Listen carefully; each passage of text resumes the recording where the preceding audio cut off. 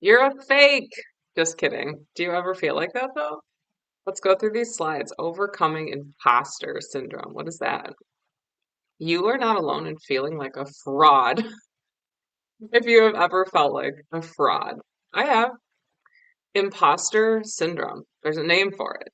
What is this? It affects up to 70% of us at some point in our lives, regardless of your accomplishments, your expertise. So let's learn about this. This presentation will guide you through understanding these feelings and provide practical strategies to reclaim confidence and recognize your true worth.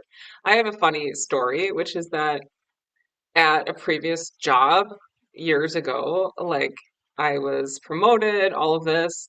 I felt like I was doing well, I was an expert, and then I got to a point where all of a sudden, like, it felt like all the knowledge fell out of my head, and I was like, wait, but I don't know anything. So, and I don't know, have you had an experience like that where like you're going along, like you know stuff, you're doing well, and then you're like, wait, I don't know anything. I'm not an expert. That's okay. Okay. Let's understand imposter syndrome. What is it?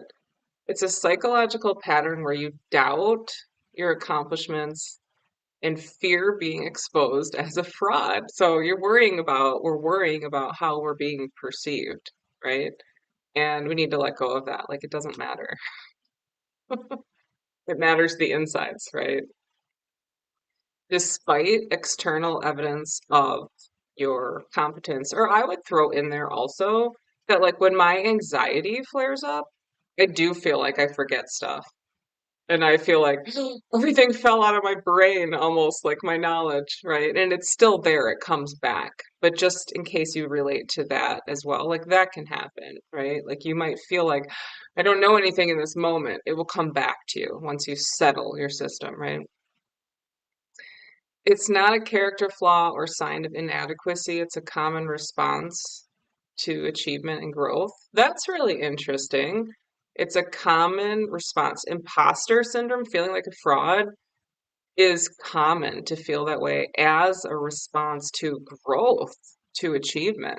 That's really interesting. So it's like part of the process as you're like growing, learning, doing well, accomplishing, right? And there's always bumps.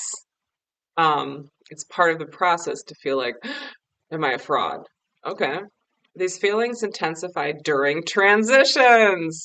That's so comforting to me right now. I'm going through transitions and it's like, oh, wait, but I am growing. I'm just having these doubts. That's very comforting. Do you feel this is comforting?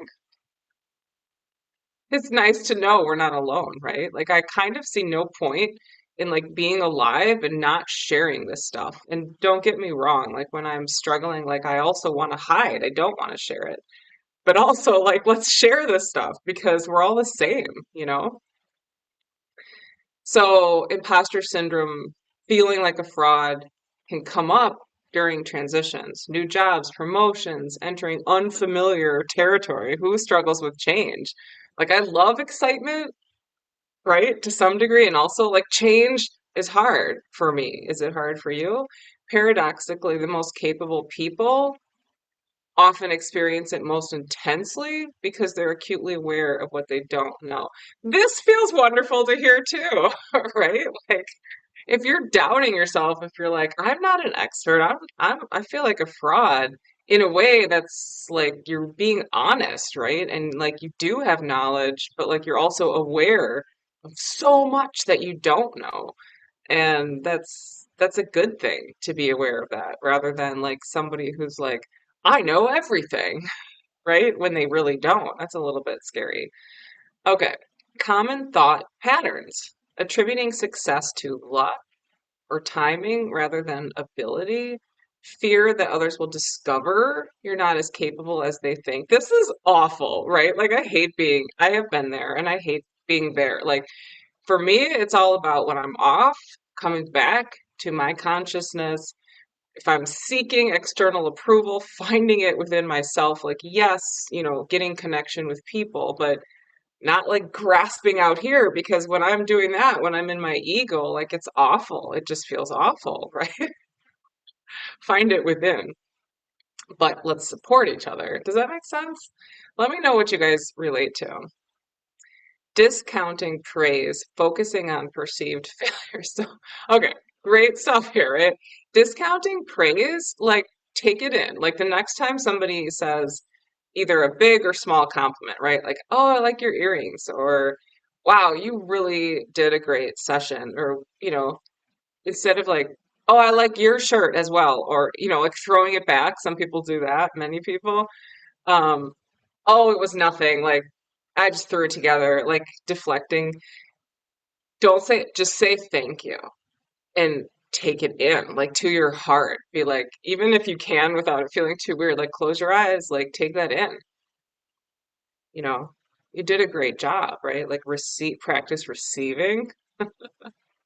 Okay, focusing on perceived failures. Do you ever do that? Like, I absolutely do that. In fact, I have a trigger pattern of like, I failed, or like a trigger pattern of no matter how hard I try, like I tried so hard. And by the way, that's about control. I tried to control everything. I put too much effort into something and still I failed. Like, I'm a failure, right? Like, okay, do you have any like unhelpful patterns like this? We need to let go of those, right? Overworking to prevent being found out. Yeah, I can relate to a lot of this. Okay. Yeah, and when I get busy, sometimes I will neglect my self practice. Never a good idea because everything comes from that. So that seems to be my lesson in life. Come back to it, come back to it, come back to it, come back to it, come back here. Heart, body, consciousness, my practice, God, of your understanding, right? Like I'm open to a lot of things. Spirituality, like then things are attracted to me, right? Then it's natural. Yep. But if I get in control or fear or just work harder, like everything goes haywire. And, if you've experienced this, it's the fear sphere, fear sphere, fear sphere. Try to say that 10 times quick. The love sphere, right? Like if you find yourself over here, try to get back over here. 5 strategies to break free. Document your wins. Keep a success journal where you record achievements, positive feedback, moments of competence. Yeah, this is great. When imposter feelings strike, review this evidence of your capabilities. This is cool. Yeah, I do track like the cool things that I do. Um, I try to look in my day for ways to improve, but also things I did great or that I'm grateful for, that I did well, that I'm happy about. Um, yeah, celebration is important. When something goes well, when you worked hard, whatever it is, right? To celebrate that. Um, yeah, to really take in because it's very meaningful to me. For example, when I lead a session or something and a client makes a comment that like you can tell like they really like I did well, right? Like something worked, something resonated, I was helpful, right? You get these wonderful comments sometimes. So yeah, like I'm having the idea, let me like put this up on the wall, like take that for me. And right, to come back to it because not everything is going to be like perfect like that. Include projects completed, problems solved, skills developed, share your feelings. Talk openly about imposter syndrome with colleagues, mentors. You'll probably discover they've experienced similar feelings. This normalization breaks the isolation. Yes. Yeah. Have you ever found yourself like isolated and you're like, wait, how did I get here again? Right? That feeds self-doubt. If this is going like in a negative spiral and you've kind of like isolated, gone into the fear sphere, like no bueno. Okay, reframe thinking. So I love to journal. I love myself, and I love to encourage others. Like just free write, blah, get those thoughts out in black and white on paper so you can see them. And then reframe it. Talk back to them. Write back to them. Replace I don't know enough with I'm learning and growing. Like, how would you speak to a friend who's having those thoughts or your child? That makes it easy, right? Because you'd be like, if it's negative, oh, honey, don't, you would get easily give a replacement thought, right? Of love. Okay. Recognize feeling challenged means you're expanding your abilities. So I find this really hopeful. Good job, AI, who created these slides.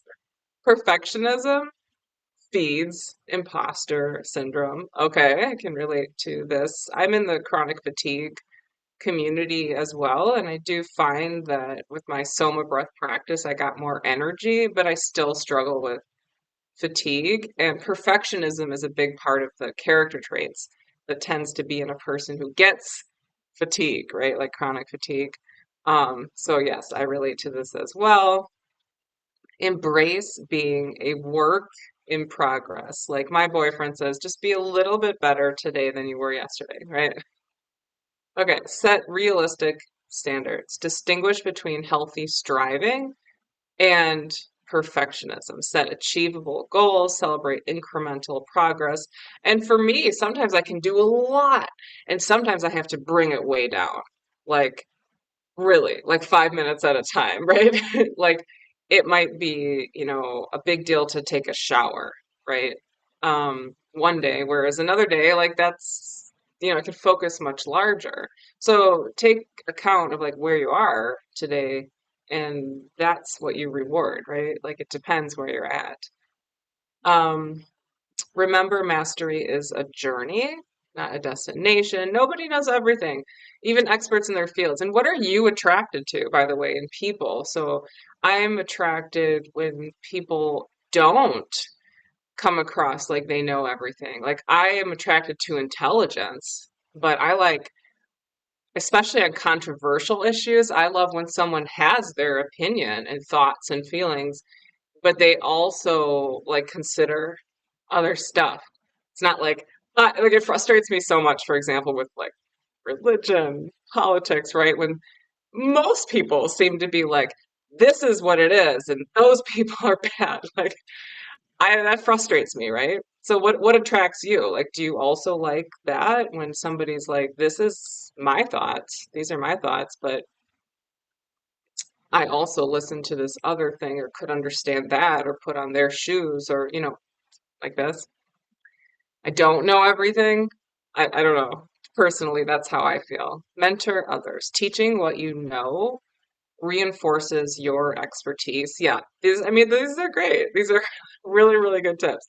Helps you recognize your knowledge. It's still there. Like I was talking about, if you're getting overwhelmed and anxious, like you might feel like it all fell out of your brain, kind of a funny thing to say. And then you'll remember, oh wait, no, I have still much to give, much to offer, right?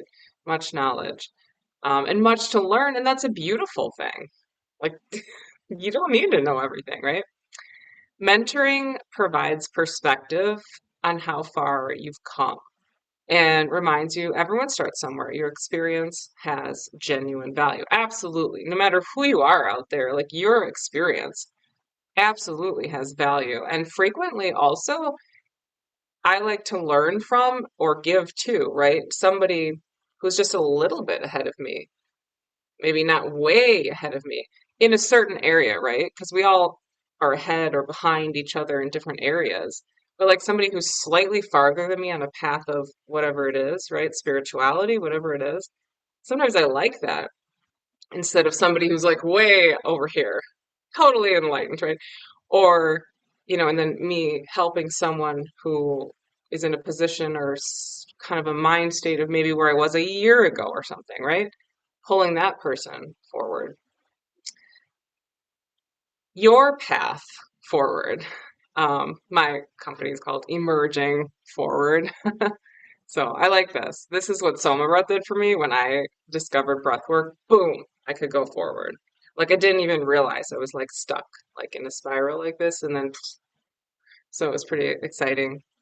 So what is your path forward potentially here? Okay, out of this imposter syndrome, if you're experiencing this or you relate to this, acknowledge it, recognize it, don't judge it. Challenge the narrative. Do that journaling and talk back to those thoughts like it's your child. Question evidence, look for contradictory facts. Take action. Apply one strategy from this presentation. Build support, connect with others who understand and can encourage you and point out, like, no, you're great. Like, you know this, you know that, you're doing well in this area, remember the positive feedback you're getting. Celebrate progress. Recognize growth, no matter how small it seems. And if you feel like you're going backwards, right? You might not be, right? Because things don't go like perfectly. Like growth isn't like this, like a perfect line upwards, right? It's like all over the place, right? Like more spirally, like little bit back, then you jump forward and span, contract, expand. Like it's okay. It's messy. It's life, right? So those of us who are sort of perfectionistic, like embrace the mess. I like this today too. Okay. The moment you doubt whether you can fly, you cease forever to be able to do it. Your feelings of being a fraud don't reflect reality, they reflect growth. This is so interesting. You belong here. Oh, you belong here. You belong here. And your contributions matter. You matter. You absolutely do. Absolutely. The world needs you. You're unique, right? And, however much you're struggling, it's like, but what's in there? Like, what's in your heart? Like, what do you have that you want to give? And so it's about being able to connect with ourselves, with our gods, right? Like our spirituality, like get aligned, do practices, and then all of a sudden you'll be able to give, right? From the heart, from the mind, like your knowledge as well, but also your heart. So, all right, peace, namaste, love you all. Bezos.